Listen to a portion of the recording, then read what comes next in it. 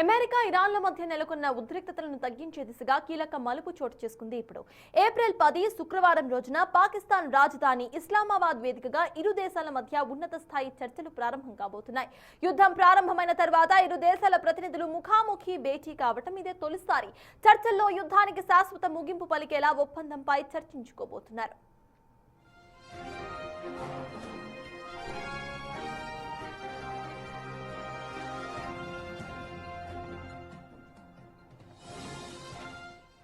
America Iran మధ్య ఇస్లామాబాద్ లో జరగబోతున్న చర్చలకు అమెరికా తరపున వైస్ ప్రెసిడెంట్ జేడీ వాన్స్ నాయకత్వం వహించే అవకాశం కనిపిస్తోంది.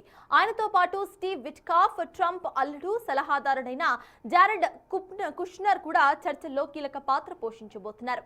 ఈ చర్చల్లో ఇరాన్ బృందానికి విదేశాంగ మంత్రి అబ్బాస్ అరాక్చీ నాయకత్వం వహించే అవకాశం ఉంది. ప్రాథమికంగా 2 వారాల పాటు దఫాలుగా ఈ చర్చలు జరగబోతున్నాయి. అవసరమైతే ఇరు పక్షాల అంగీకారంతో ఈ సమయాన్ని పొడిగించబోతున్నారు.